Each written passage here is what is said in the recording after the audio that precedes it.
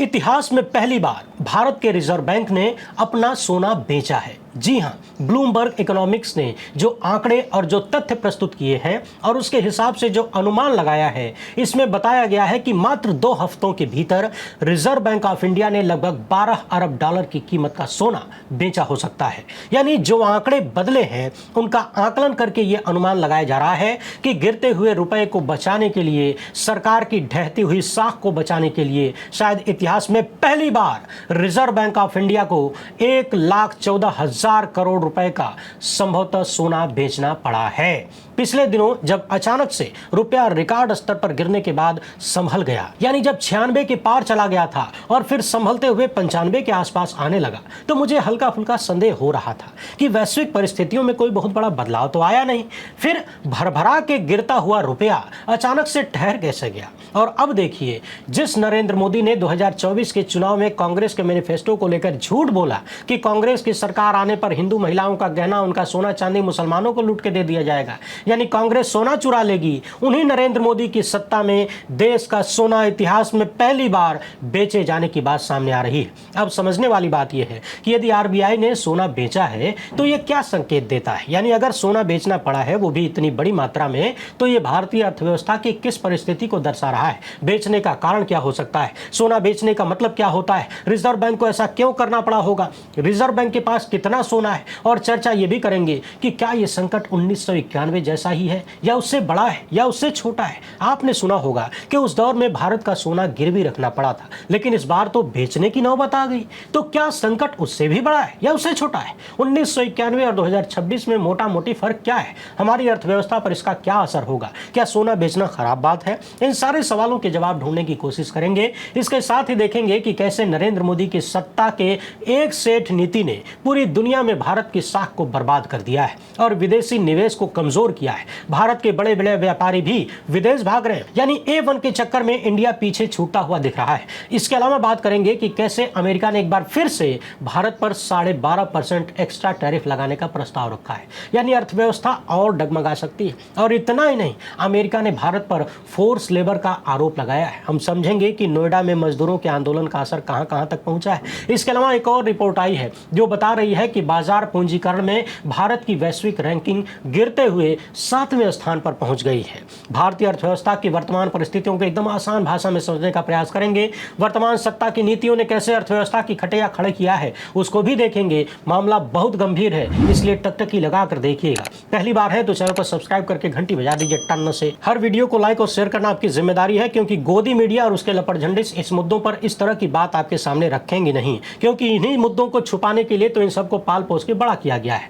आपकी स्क्रीन पर जो QR कोड या मोबाइल नंबर दिख रहा है, हमारा काम पसंद आता हो और उसको समर्थन करना चाहते हो तो इसे स्कैन करके या फिर मोबाइल नंबर का प्रयोग करके जो भी हो सके आर्थिक सहयोग भेजने का प्रयास जरूर करें, क्योंकि हम किसी धरना सेठ या राजनीतिक दल के दम पर नहीं चलते, तभी आपके मुद्दों पर बात हो पाती है। सबसे पहले अपने स्क्रीन पर कांग्रेस पार्टी के इस ट्वीट को देखिए। कांग्रेस ने लिखा है कि मोदी सरकार से रुपया संभल नहीं रहा है, किसी भी वक्त $1 100 का हो सकता है। ऐसे में मोदी को अपनी छवि की चिंता सता रही है और उन्होंने आरबीआई से कहकर देश का सोना बिकवा दिया ताकि रुपया 100 के पार न चला जाए। आरबीआई ने $12 बिलियन यानी 1.14 लाख करोड़ रुपए का सोना बेच दिया है, वो भी सिर्फ 2 हफ्तों में। यह सब कुछ मोदी की फर्जी छवि को बचाने के लिए किया जा रहा है। हालांकि अब बहुत देर हो चुकी है, सच सामने आ चुका है। मोदी ने भारत की इकोनॉमी को बर्बाद कर दिया है। गिरता रुपया, विदेशी निवेशकों का भारत से बाहर जाना, कंपनियों का बंद होना, रोजगार की मारामारी, ये सब इसी बात के सबूत हैं। ये तो खाली शुरुआत है, मोदी है तो देश बर्बाद है। अब देश कैसे बर्बाद है, आइए इसकी कुछ झलकियां देख लीजिए।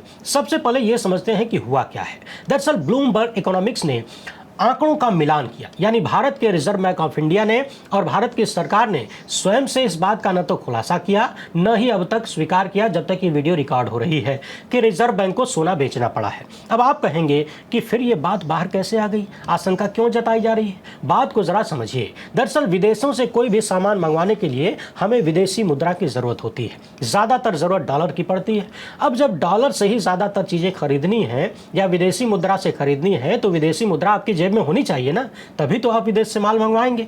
तो इसके लिए सभी देश फॉरेन करेंसी एसेट जुटा कर रखते हैं। 22 मई 2026 को रॉयटर्स ने जो खबर दिया था उसके अनुसार इस हफ्ते में भारत का विदेशी मुद्रा भंडार तेजी से गिरा और 688 से घट के 681 पर आ गया, यानी लगभग $7.5 अरब की गिरावट आई। और अब जो ब्लूमबर्ग की रिपोर्ट आई है इसमें अभिषेक गुप्ता ने अनुमान लगाया है कि 22 मई 2026 तक के 2 हफ्तों में भारत का जो फॉरेन करेंसी एसेट है वो थोड़ा सा बढ़ा है और साथ ही साथ रिजर्व बैंक ऑफ इंडिया के पास जो सोना है उसका मूल्य घटा है। यानी जिस वक्त में सोने का दाम बढ़ रहा है, चढ़ रहा है, यानी वो महंगा होना चाहिए, जो रिजर्व में सोना रखा है उसकी कीमत यानी उसका मूल्य बढ़ना चाहिए, वो घट जाता है। आप यूं समझिए कि आपके घर में 10 ग्राम सोना रखा है और आपने उसे 1.5 लाख में खरीदा था। यदि कल को सोने का भाव 1,70,000 प्रति 10 ग्राम हो जाए तो आपके घर में जो सोना रखा है उसकी कीमत 1.5 लाख से घट के 1,30,000 हो जाएगी या फिर बढ़ के 1,70,000 हो जाएगी। जाहिर सी बात है, बाजार में यदि सोने का भाव चढ़ रहा है तो घर में जो सोना रखा हुआ है उसका भाव भी अचानक से बढ़ जाना चाहिए, उसमें कमी नहीं होनी चाहिए। लेकिन अभी आरबीआई के मामले में ऐसा हुआ है, यानी हमारे बैंक की जो सोने की होल्डिंग्स है उसका मूल्य ऐसे समय में घटा है और फॉरेन करेंसी एसेट में $7.5 अरब जुड़े हैं, यानी वो बढ़ा है। यानी जहां बढ़ना चाहिए था वहां घटा है और जहां घट रहा था वहां बढ़ा है। तो यहीं से ये अनुमान निकाला गया है कि शायद सोना बेचकर ही फॉरेन करेंसी एसेट्स को बढ़ाया गया है और जो सोना बेचा गया उसकी कीमत लगभग $12 अरब हो सकती है। वहीं ब्लूमबर्ग के इस रिपोर्ट यानी सोना बेचने के कथित आरोपों का खंडन करते हुए रिजर्व बैंक ऑफ इंडिया ने ये ट्वीट किया और बताया कि ये रिपोर्ट गलत है। आरबीआई का गोल्ड रिजर्व 880.52 मीट्रिक टन बना हुआ है। इसके साथ ही रिजर्व बैंक ने यह भी बताया कि हर महीने रिजर्व बैंक की तरफ से जो बुलेटिन जारी किया जाता है उसमें सोने के स्टॉक के बारे में बताया जाता है और ये स्टॉक लगातार बराबर बना हुआ है। परंतु आरबीआई ने जो लिंक दिया है जिसके आधार पर सोने का स्टॉक नहीं घटने की बात कही गई है और खबर का खंडन किया गया है, इस लिंक के भीतर जब हम जाते हैं तो ये चीज़ मिलती है और यहाँ पर आंकड़ा अप्रैल 2026 तक का ही है। यानी आरबीआई ने अप्रैल 2026 तक का आंकड़ा देकर कह दिया कि सोने का स्टॉक नहीं घटा है, बेचने की खबर गलत है। जबकि ब्लूमबर्ग की जो रिपोर्ट है वो मई 2026 की है। उसने कहा है कि संभवतः मई महीने में सोना बेचा गया है। तो सवाल ये पैदा होता है कि जब तक मई महीने के स्टॉक का डेटा आरबीआई नहीं देगा तब तक कैसे माना जाए कि सोने का स्टॉक कम नहीं हुआ है, नहीं बेचा गया है। यहीं से सवाल बड़ा गंभीर हो जाता है कि जब इतना बड़ा आरोप लगा था तो ताज़ा आंकड़े देकर आरोपों का खंडन करना चाहिए था, मई महीने का आंकड़ा देना चाहिए था। आरोप लग रहा है मई में सोना बेचने का और आप अप्रैल का डाटा दिखाकर आरोपों का खंडन करना चाहते हैं। और इन सब में फॉरेन करेंसी एसेट सबसे ज़्यादा लिक्विड होते हैं, यानी तुरंत मार्केट में डॉलर बेच के रुपए को संभालने, इंपोर्ट पेमेंट्स के लिए कॉन्फिडेंस लाने का काम इनसे किया जाता है। आप यूं समझिए कि आपके घर में थोड़ा सा कैश रखा हुआ है, थोड़ा सा सोना रखा हुआ है और कहीं कोई ज़मीन का टुकड़ा है, घर मकान आदि संपत्ति के रूप में है और आपको तुरंत साइकिल खरीदनी है, मोटरसाइकिल खरीदनी है।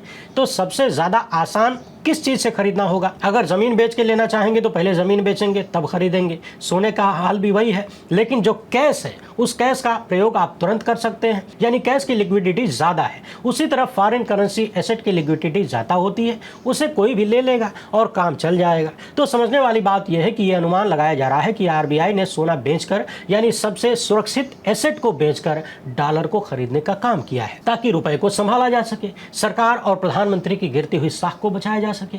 आप लोग ही बताइए कि आप अपने घर के गहनों को, अपने घर की महिलाओं के सोने को या फिर अपने ही सोने को कब हाथ लगाते हैं? ये तभी बेचा जाता है ना जब और कोई चारा न रह जाए, जब सब कुछ खत्म होने लगता है, सारे रास्ते बंद नजर आने लगते हैं, इज्जत बचानी होती है, तब सोने को हाथ लगाया जाता है। हालांकि कुछ लोग ऐसे भी होते हैं जो बेच बेच के ही भौकाल बनाने में जुटे रहते हैं और जब सब बिक जाता है तो दूसरे का सिंदूर देख के अपना कपार फोड़ते हैं। यानी इतना तो तय है कि हालात गड़बड़ है। अब समझिए कि इसके पीछे कारण क्या क्या हो सकते हैं। पहला कारण हो सकता है रुपए को गिरने से बचाना। यूएस ईरान वार शुरू होने के बाद रुपया जिस तरीके से गिरना शुरू हुआ है, हालांकि इसके पहले भी बहुत तेजी से गिर रहा था, लगातार गिरता रहा है। नरेंद्र मोदी की सत्ता ने जिस तरीके से अर्थव्यवस्था को कुछ लोगों के चरणों में सौंप दिया, झुका झुका दिया, उसने पहले से ही देश की साख को मिट्टी में मिलाया है और उसमें इस युद्ध ने तड़का लगा दिया। रुपया गिरता ही जा रहा है, रुपया गिरने से आयात महंगा होता है, हर तरह की महंगाई बढ़ती है। सोना बेचने का दूसरा कारण हो सकता है फॉरेन करेंसी एसेट को बचाना, ताकि विदेश से जो चीजें मंगवानी है वो मिलती रहे,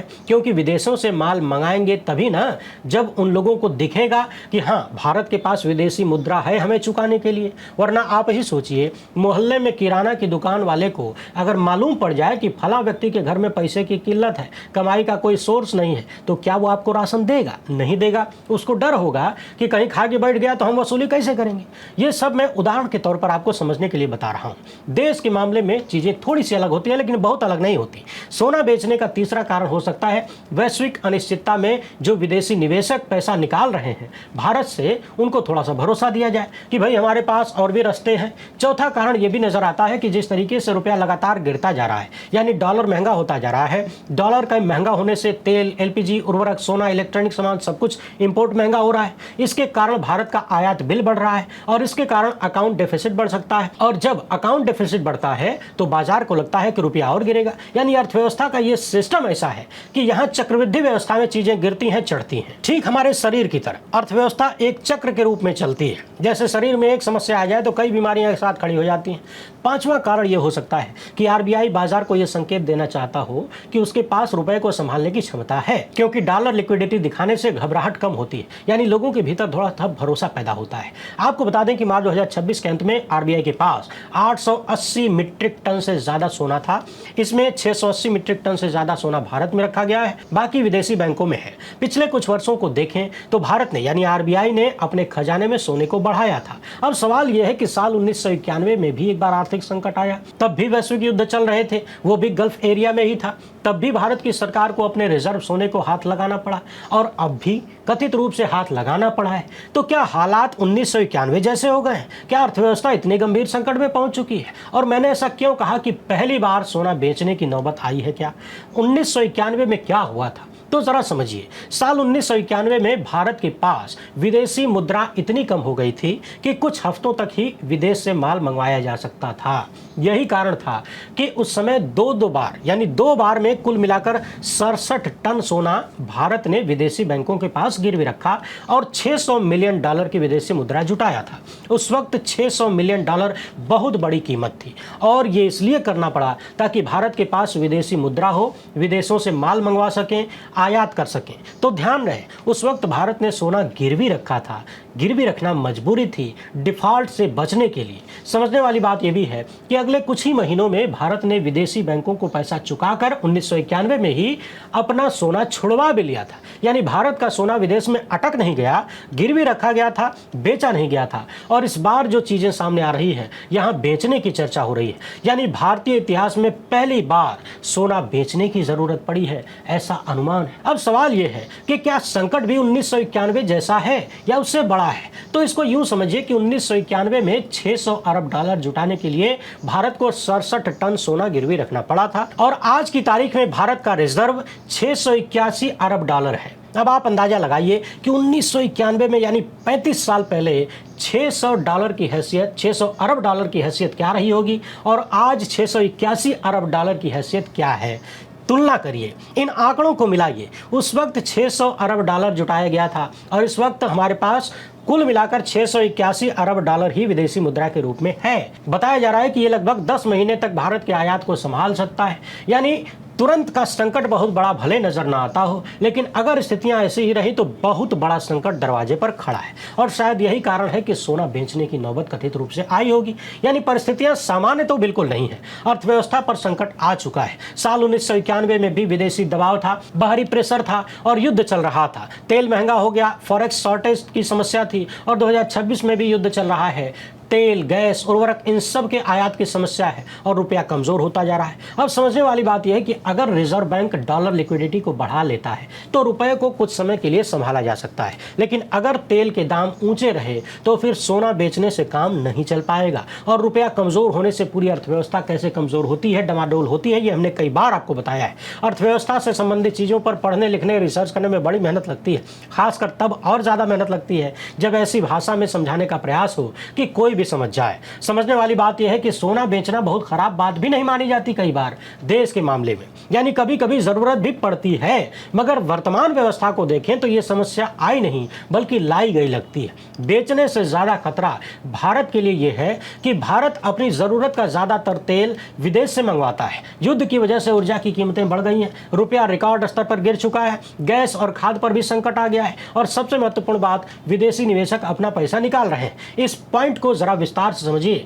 विदेशी निवेशक अपना पैसा क्यों निकालते हैं? एक तो यह हो सकता है कि उनको अन्य देशों में, अन्य जगहों पर भारत से अच्छा रिटर्न मिल रहा हो या फिर कहीं ज्यादा फायदा दिखे, और दूसरा ये कि भारत में भरोसे की कमी हो, रिस्क ज्यादा हो, टेंशन भी हो।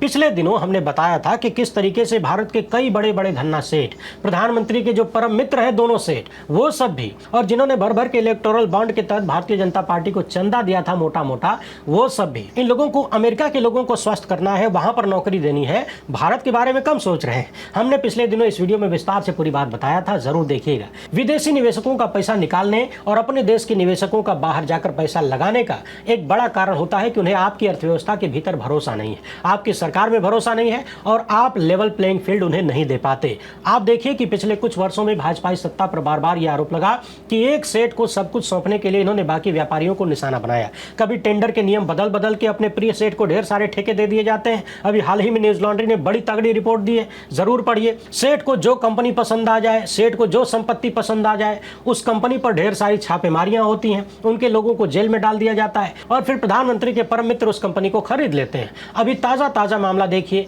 वेदांता ग्रुप वाला। पिछले दिनों पता चला कि किसी टेंडर के लिए इस ग्रुप ने ज्यादा बोली लगाया था, प्रधानमंत्री के परम मित्र ने कम बोली लगाया था, मगर फिर भी परम मित्र जीत गए। ऐसा इतिहास में शायद पहली बार हुआ।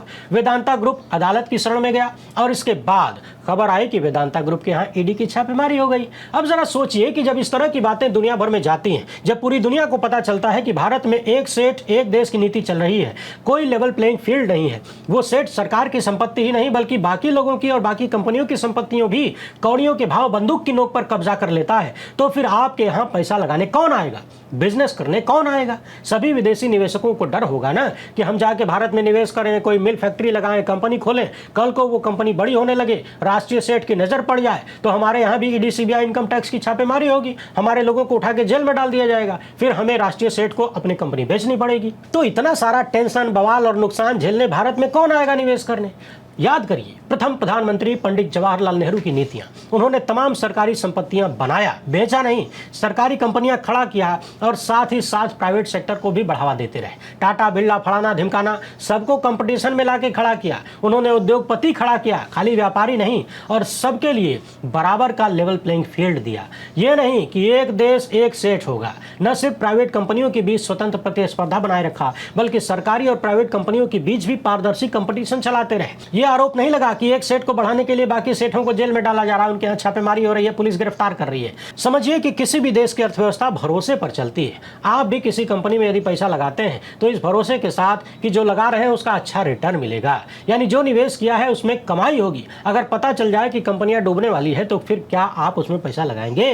ठीक वैसे ही इन चिंताओं से विदेशी निवेशक अपना पैसा निकालते हैं, और तो और जो भारत के निवेशक हैं वो भी भारत में व्यापार करने से बचते हैं। यूं ही नहीं, पिछले कुछ सालों में अमृतकाल लागू होने के बाद लाखों अमीरों, करोड़पतियों ने, अरबपतियों ने भारत छोड़ दिया, न सिर्फ व्यापार करने के लिए बल्कि देश ही छोड़कर चले गए। सोचिए कि कोई भी बिजनेस खड़ा करने में वर्षों का समय लगता है, मेहनत लगती है, पीढ़ियां लग जाती हैं, और अचानक से कोई सरकारी सेठ आकर सब कुछ कब्जा कर ले, वो भी ईडी सीबीआई के दम पर, कान पे कनपट्टी पे बंदूक सटा के, भला इतना रिस्क कौन लेगा? यानी विदेशी निवेशक जो भाग रहे हैं और भारतीय निवेशक भी जो विदेशों में जाके निवेश कर रहे हैं, अपने देश में नहीं, ये जो भरोसे की कमी आई है, इसके पीछे राष्ट्रीय सेठ के लिए हुजूर का प्रेम काफी हद तक जिम्मेदार है। और आज तो हालात यहां तक हो गए हैं कि लोग कहने लगे हैं कि यदि मुकेश अंबानी भी परम मित्र सेठ के खिलाफ उतर जाएं या विरोध कर दें किसी बात पर, तो उन्हें भी ईडी सीबीआई लपेट देगी। उनके भाई को तो लपेटा ही जा रहा है। अनिल अंबानी के खिलाफ क्या क्या नहीं हो रहा, आप देख ही रहे हैं। उन्होंने खुद कोर्ट में जाकर कहा कि उनके खिलाफ सरकारी सेठ की मीडिया खबरें प्लांट कर रही है।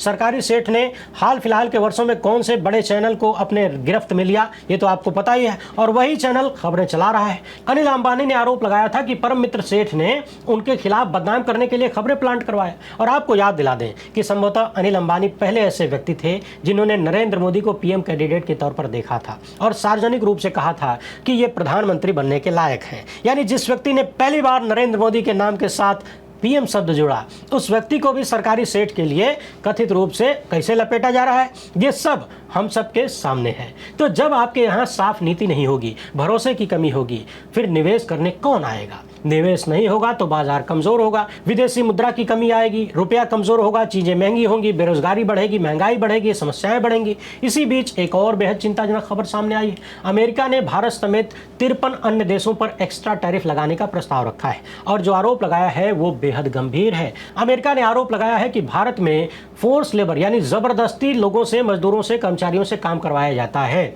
अब आप जरा याद करिए, अभी कुछ हफ्ते पहले ही मानेसर से लेकर गुड़गांव, गुड़गांव से लेकर नोएडा तक मजदूरों ने आंदोलन किया। उनका आरोप क्या था? उन्होंने यही कहा कि उन्हें बहुत कम पैसे दिए जाते हैं, यानी उनकी तनख्वाह बहुत कम है, वेतन बहुत कम है, लेकिन उनसे काम बहुत ज़्यादा करवाया जाता है, काम की परिस्थितियां भी खराब है, उनको छुट्टी नहीं मिलती, उनका शोषण होता है। और ये जितने भी आरोप मजदूरों ने लगाए, ये सारे आरोप फोर्स लेबर के अंतर्गत आते हैं। यानी आप मजदूरों से जबरदस्ती काम करवा रहे हैं, उन्हें प्रताड़ित कर रहे हैं, जितना काम लेते हैं उतना पैसा नहीं देते। अब अमेरिका ये मान रहा है कि फोर्स लेबर के चलते भारत का सामान सस्ता है और ये अपने लोगों को प्रताड़ित कर रहे हैं, उनका शोषण कर रहे हैं, तो इन पे टैरिफ लगा दो। इस बात को जरा गहराई से समझिए। हमने पिछले दिनों भी कहा था कि यदि हमारी सरकार जिम्मेदार होती और समय समय पर इस बात का आकलन करती कि हमारी जनता के बीच क्या समस्याएं चल रही हैं, मजदूरों की क्या समस्याएं, यदि मजदूर संगठनों को उन्होंने मजबूत रखा होता, कमजोर नहीं किया होता, तो ये संगठन सरकार से बताते, इन संगठनों के नेता सरकार के लोगों से बताते कि समस्याएं क्या हैं, समय रहते उन समस्याओं को सुलझा लिया जाता, तो ये बात इतनी दूर तक नहीं जाती, दुनिया भर में बदनामी नहीं होती और इस तरह से टैरिफ की बात भी नहीं आती। भारतीय सामान पर और ज्यादा टैरिफ लगाना यानी हमारा सामान विदेश में और महंगा होगा, यानी बिक्री घटेगी, डिमांड कम होगी, यानी विदेशी मुद्रा और कम आएगी भारत में। आप जरा कल्पना करिए कि समय रहते भाजपाई सरकारों ने अगर मजदूरों की बात को समझा होता, सुना होता, तो आज ये नौबत ना आती। उल्टे कल ही हमने इस वीडियो में विस्तार से बताया था कि कैसे न्यूज लॉन्ड्री की रिपोर्ट कहती है कि ढेर सारे मजदूरों को पुलिस ने पहले तो पीटा, फिर गिरफ्तार करके जेल भेज दिया, उन पर गंभीर धाराओं में मुकदमे दर्ज कर लिए, एक महीने तक उन्हें जेल में सड़ाया, इसके बाद उन पर 40-40 हजार का बांड भरवाया उनसे बेल के लिए, 25,000 20,000 रुपये एक्स्ट्रा उनका खर्च हो गया इधर उधर दौड़ने भागने में, यानी 60 से 70 हजार रुपया इन मजदूरों का खर्च हो गया, जो बेचारे 6,000 से लेकर 13,000 रुपये महीने का कमाते हैं। सोचिए कि वो 60-70 हजार रुपया कहाँ से लाए होंगे, सब कर्ज में दब चुके हैं और डर है कि आगे काम भी मिलेगा कि नहीं। तो समझने वाली बात यह है कि जब आप अपने ही देश की जनता को आतंकवादियों की तरह ट्रीट करते हैं, जब आप अपने ही देश की जनता को लड़ाते हैं, भिड़ाते हैं,